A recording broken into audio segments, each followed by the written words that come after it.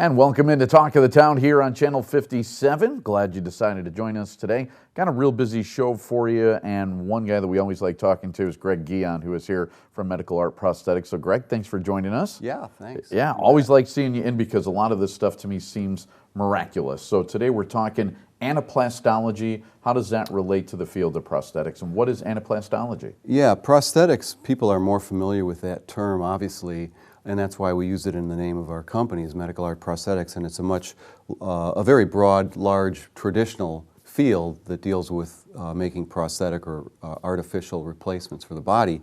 Anaplastology is really kind of a small subset of prosthetic services that are kind of obscure in a way, and people often don't know what comprises anaplastology. So it's really like things like artificial noses, eyes, and ears, made out of silicone, and then some hand prosthetics, toe prosthetics, all the things for the human body that aren't like actual limbs, arms and legs or teeth. So that's anaplastology. Even breast prosthetics are sometimes considered anaplastology. And I'm guessing that there's like specialties within that field. What areas do you specialize in? I do specialize mostly in the facial prosthetics. So we call them orbital, nasal, and auricular prosthetics officially, but people know them as eyes, noses, and ears. I have some examples. This obviously is an example of an ear prosthesis so that people can get an idea what these things are. That's an ear prosthesis. This would be an example of a nasal prosthesis. Just kind of shows how that goes on the face, that it's not permanent. Orbital prosthetics look like this, artificial eye with the surrounding restoration. And then there's finger and hand prosthetics that we can make for people too. I have a few examples here that might kind of quickly illustrate how these things work before and after. And some of those attachments work with magnets too, is that right? That's right, they do, exactly. In this case, you can see someone needing a nasal prosthesis. There's the prosthesis itself, and then of course when it's in place, it looks very natural. Wow. So that's what anaplastology is really all about. Same with the orbital prosthesis. I'm going through these rather quickly. Oh, so it's okay. that I mean, it's I want people to understand understand what they are. That's the prosthesis, and then there's the person wearing their prosthesis, and I hope you're getting that. And then the ear, example of an ear prosthesis. And you can see the implants in that case, which are held on with magnetically. So here's this restoration.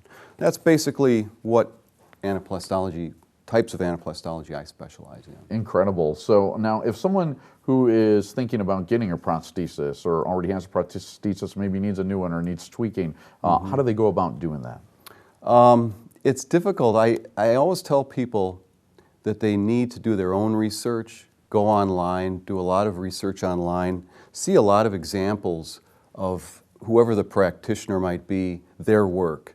Because people do rely on referrals from their doctor or a doctor, and they have to respect that, obviously, but doctors are so busy, they can't always know where the best work, where the most qualified practitioners are, and who's specializing in this. So I always ask or recommend to patients that they do their own research. When they talk to practitioners, look for examples of actual before and after results so they can really know, where they're going to be comfortable. Yeah, I think one of the amazing things that we have something like this and what you do in the city of Madison, where you don't have to go to Chicago or even to Milwaukee to do something like this. You do it right here. Where are your offices located? Yeah, my office here in Madison has been here over 10 years now. It's the only dedicated facial and somatic prosthetics office of its kind in Dane County. I also do travel and work at Loyola in Chicago. At an office in Des Plaines. We have anaplastologists actually associated with Medical Art Prosthetics in California, New York, and in the original office in Dallas, Texas that I established back in 1985. Our colleague down there is Allison Vest. She runs the Dallas office. Wow, so you've been so doing we get this around. Yeah, definitely. Yeah. So that's good. How can people, by the way, help out as far as like if they wanted to help you guys out with like donations, helping with people with prosthetics? We're really not set up for donations. I'd be glad to do that at some point, but the work itself is so time-consuming. I'm always looking for anybody that has a special interest in this field, whether they be researchers, biomedical engineers, material scientists. marketing people, publicity people to help me get the word out. Stuff to Even to medical definitely, device, the medical device industry. Stuff to definitely check out. Greg, thanks for being here. Yeah. Yeah, we're all Thank out of time. you. We'll be right back with more on Talk of the Town.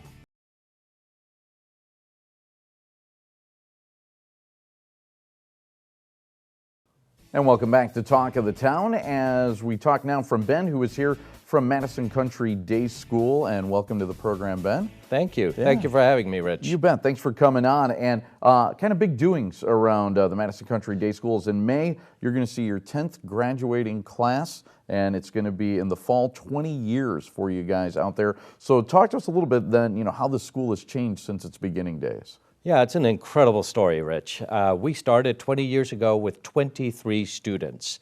Today, we are at 440 students. Wow. Including 100 students in our high school. And what has really changed over the years is that we have been able to, obviously with the growth, significant growth, been able to really offer a greater variety of programs to our students. So our programs now have really the pick of all kinds of different science classes, every imaginable music class, every imaginable world-class sort of level, world-class language level. And, I think the most important thing is what has really happened over the last 10 years is that we've been able to achieve significant college acceptances for our seniors. So right now, all of our seniors, they pretty much have all received their college acceptances, many of them 6, 7, 8, 9 acceptances, choices that they now have to make, which is a great thing, right? You want choices, and they're all going to go off to wonderful colleges, and so we're really preparing students for college. I would like to add maybe something that is as important when we talk about change is the fact that some things have not changed. And there's maybe 3 ideas. Every child belongs and matters at Madison Country Day School. We are small enough, we're a community school, and if you get a child's sense of belonging right, then they can learn whatever we set for them to learn. I think the idea that we also educate the whole child is incredibly important. So when we teach various subjects, we are not only teaching academics, we're heavily invested in the fine and performing arts. Our music program is outstanding. So that's what you mean by whole child is... Absolutely, right? So a child does need to receive instruction in more than just academics. There's a creative side to a child. I think there's a little bit of a spiritual side to a child. So that's all about our community sense, a sense of belonging and mattering. And we also have a terrific athletic program that is really coming on quite strong. That's great. So all of that seems really exciting. Seems like you guys have an exciting summer planned out as well. What's happening this summer on campus? So yeah, with the growth, right, you do need to expand your facility. So we are adding, right now, we've already broken ground on a 21,000 square foot, 3-story academic center. Oh, wow. And this center will obviously was primarily designed to make more room for our growing high school, but most fascinating was the process by which we ended up designing this, in that we asked everybody in our community what truly matters when we design this new building. And it is the students who told us, particularly the older students, we want to be engaged in the entire life of the school. We still want to be involved with kindergarten students and all of that. So with that sense, we built the building that the whole school will still remain one and the same community, and it allowed us to build the new wing in a way whereby we're going to have music on the bottom floor, we're going to have a state-of-the-art STEAM wing on the 2nd floor and humanities on the 3rd floor. So the STEAM wing is really also a new opportunity for Madison Country Day School. STEAM stands for science, technology, engineering, art, and mathematics. Yeah, I definitely wanted to ask about that. I was getting a picture of people walking around in the steam room, and I'm like, no, that can't be it. Yeah, so we had to know. It's not a sauna, so the STEAM wing, right, is about all those STEM subjects, but also the component of art included in that. And the reason art is included is that I believe engineering and design and sort of the art factor, they go together, right? An architect talks about form and function.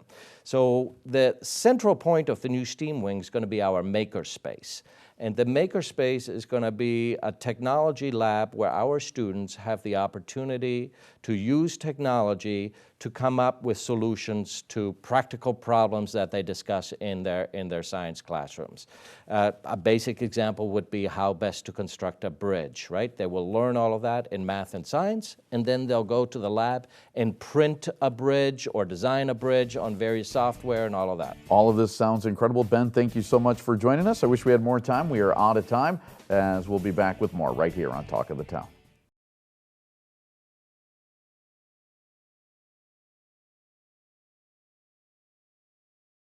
And back on Talk of the Town, and a couple gentlemen who are here right now who are familiar faces on the program. I haven't had the chance to interview them yet, so I'm kind of looking forward to this as we have Randy and Gary with Mark. So welcome on in, gentlemen.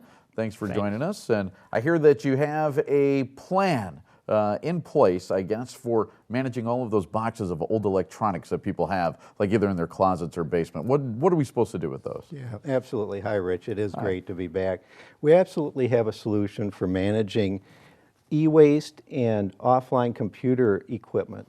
We're proud members of the CyclePoint network from Source America. It's the largest growing network for managing e-waste in the country.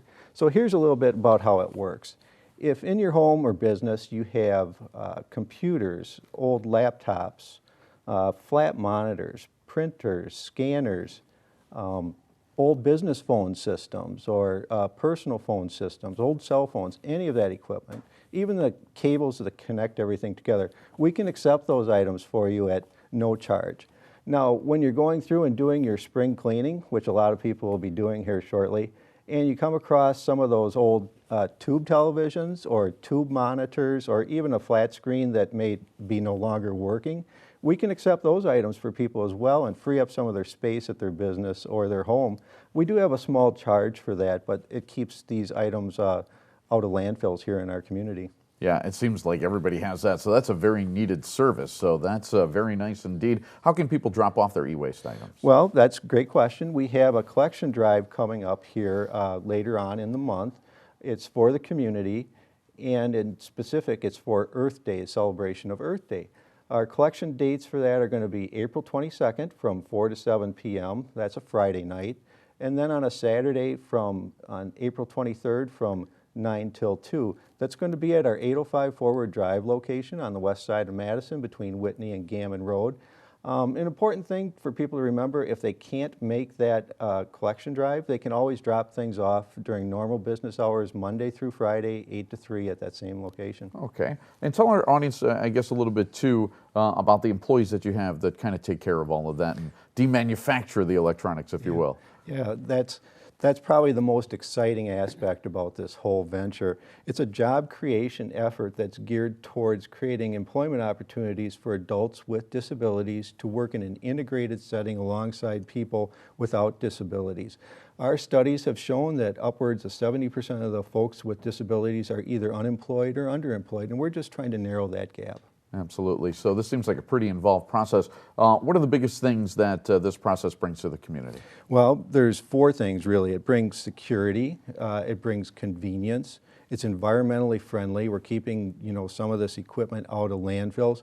And the best thing of all, it really is creating employment opportunities for people with disabilities. Gary, as long as we got you here, we got to talk to you too. Let's talk about the golf outing that Mark has coming up. Golf outing is in June. It's June 7th. It's the 13th annual Golf Classic. It is at the meadows of 6 Mile Creek in Wanakee. It's largely supported by the business community, although there's anybody and everybody can participate. It costs $125 for a golfer. 18 holes of golf, lunch in the cart, buffet dinner, silent auction, all kinds of prizes. Whole prizes, team prizes, bullseye event, you name it, we have it. Most of the people are repeat. They come back year after year because they have so much fun at it. And it's a best ball scramble, so you can be a lousy golfer and have a great time. Nice. Hey, that's me. I'm a lousy golfer. Perfect. Sounds really good. I also understand that you have, understand that there's an annual awards banquet that's coming up. Yes. Coming up as well. Tell our viewers about that. How can they take part? That's it's Tuesday, April 26th. It's at the High Point Church out on Old Sauk Road. The recognition banquet is an opportunity for Mark to say thank you to the businesses who provide all the job opportunities for the folks with developmental disabilities.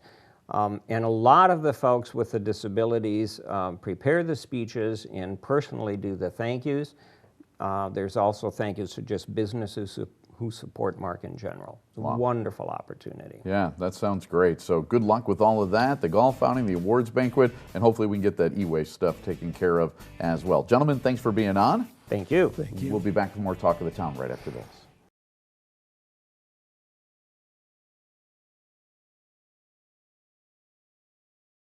And back on Talk of the Town, and we are getting ready now to do something we don't normally do on the show, and that's Talk Dirty. It's going to be the dirtiest segment that we've ever had on Talk of the Town. I'm warning you now as we bring in Derek from Curbside Composting. Hey, how's it going? That's what's dirty about our segment, right? You got to get down in the dirt a little bit to be a composter, right? I do work with the soil. Absolutely. So why should people compost? Simple question, right? Yeah, well, our landfills are getting really full, and composting kind of diverts some waste from that landfill into the soil, basically. You make soil from it. So Okay. It's good for our gardens and our yards. So specifically then, when we're talking about composting, why is composting good for the environment? Well, compost contains nitrogen, it contains other fertilizers, but it also contains microbes, and the microbes benefit the plants. It protects it from bad microbes that could damage the plant roots, and et cetera. It's just good for the soil all around. Absolutely. So now, how does your service work at Curbside Composter, and how much does it cost for someone? Well, $5 a week. I provide you with a bucket. Basically, you save all of your organic waste in there instead of throwing it in the normal garbage. So, and then I divert that to school and community gardens where I make compost with it. Okay, so you talk about organic waste. Is organic waste just from organic foods? What does organic waste mean? Well, that's kind of what we call it in the industry. Organic waste just means anything that, comes from the earth. A lemon, it doesn't mean organic produce necessarily, any conventional produce. Lemons, banana peels, things food waste that you have. Okay. Paper towels, paper plates even, that you would normally throw in the garbage. Okay, now where does all of this waste end up going? To the school and community gardens where I compost that at. I mix their bins and then the compost stays there at the gardens, Okay, benefiting them. and then who ends up getting the finished product? The school and community gardens. It will stay all right yeah, there. it Okay. benefits the gardens and the soil there. Okay, now what if composting is something, I know some people will do this around the neighborhood, they'll do it at home, they got their own compost going. What if I compost at home, then why would I need the curbside composter? Yeah, that's awesome if you compost successfully at home. Some people live in an apartment building or a condominium, or they don't have the time or space in their yard to make their own compost. So I provide that service for them in that hole in society where it's kind of necessary. Yeah, so composting in an apartment's a bad idea. The people usually do it in their yard, right? I mean, if you do it in the parking lot, you might have a rat problem or something like that, Right. As we go on, as society's progressing, basically, we seem to be greener, more local, trying to focus on these things more and more. Do you see like a renewed interest or a new interest for people in things like composting in community gardens? Definitely. There's these compost pickup services popping up all over the country. I'm just one of hundreds of them, really, and one of 3 in Madison, actually. Okay. Now what is some of the other things that you do? It's something with worms, isn't Yes. it? Okay, tell us what you do with worms. Okay, so I have my whole entire basement is full of worms, basically. I have a worm farm down there, I raise worms. I sell them to other people that are interested in composting in that fashion. Every pro soil mix that you see on the market contains worm castings. They're very high in those microbes that we were talking about before. So worms, if you have a garden of your own, something like that, that's a pretty important thing to have, isn't it? Worms, exactly. Yeah, they leave beneficial soil microbes behind. Okay, what are some of the other things that you do or services that you might provide too for people? Well, if you're having problems with your backyard compost bin, it's not really working. Some people are throwing their food waste in there and 3 years go by and they still don't have compost. I'll come and show you what to do for a flat $25 fee. I can stir up your compost and make sure you are making compost within a couple of months. Okay, so there's kind of a science behind it, isn't there? There is Yeah. definitely. Okay, good to know. If it's not working, we got our guy. So tell us, how can we find out more from you then, Derek? CurbsideComposter.com, or you can call me at 338-4798. Okay, and a lot of the stuff you'll see on the bottom third then going as well. So we got through our dirty talk here on the show. So I appreciate it. Thanks for coming by. Thanks for having me. I really Yeah. appreciate it. You bet. And thank you for watching Talk of the Town. We'll see you next time right here on Channel 57. Bye-bye.